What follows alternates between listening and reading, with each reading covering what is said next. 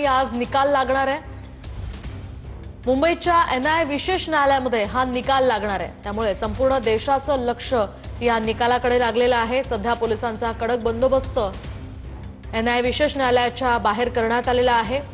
कुठलाही अनुचित प्रकार घडू नये यासाठी पोलीस सुद्धा सतर्क आहेत। तब्बल 17 वर्षांनंतर मालेगाव बॉम्बस्फोटाचा या प्रकरणाचा आज निकाल लागणार आहे। साध्वी प्रज्ञा सिंग ठाकूर यांच्यासह 8 जणांचं भवितव्य आज ठरणार आहे, त्यामुळे हा निकाल नेमका काय लागतो ते पाहणं अतिशय महत्त्वाचं असणार आहे।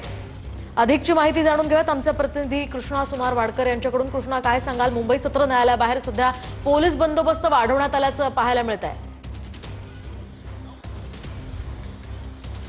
मोहिनी, न्यायालय परिसरातील थेट दृश्य आपण पाहूया। पोलिसांचा बंदोबस्त जो आहे तो आता वाढवण्यात येतो आहे, कारण सर्व आरोपी मालेगाव खटल्या जे आहेत, जे 7 आरोपी आहेत ज्यांच्या विरोधामध्ये किंवा त्यांच्या बाजूने हा निकाल येणार आहे, ते सर्व आरोपी कोर्टाच्या समक्ष उभे राहणार आहेत आणि त्यामुळे त्यांची खबरदारी म्हणून पोलिसांनी हा बंदोबस्त वाढवायला सुरुवात केलेली आहे। सकाळपासून या ठिकाणी आपण पाहतो की बॅरिकेडिंग करून कोर्टाच्या परिसरामध्ये सुद्धा जी अनोळखी वाहनं आहेत किंवा जी अनोळखी व्यक्ती आहेत त्यांची सुद्धा चौकशी केली जाते। त्याचबरोबर पोलिसांचा मोठा फौजफाटा या सगळ्या परिसरामध्ये वाढवण्यात आलेला आहे। स्थानिक पोलिसांचा बंदोबस्त आहेत, मात्र दंगल नियंत्रण पथक त्याचबरोबर राज्य राखीव पोलीस दलाच्या गाड्या सुद्धा या ठिकाणी आता पोहोचताना पाहायला मिळत आहेत। जवळपास 11 वाजता या कोर्टाच्या परिसरामध्ये सगळी तयारी झाल्यानंतर कोर्टाकडून 11 वाजता कोर्टाचं कामकाज सुरू होताच निकालाचं वाचन केलं जाईल। त्यामुळे आरोपींच्या बाजूने हा निकाल लागणार की आरोपींच्या विरोधामध्ये लागणार, आरोपी दोषी की निर्दोष होणार हे थोड्याच वेळामध्ये स्पष्ट होणार आहे। मात्र त्या आधी आपण पाहतो की कोर्टाच्या सगळ्या नक्कीच कृष्णा, या संदर्भातले अपडेट्स तुमच्याकडनं घेत राहणार आहोत। तुर्तास धन्यवाद दिलेले या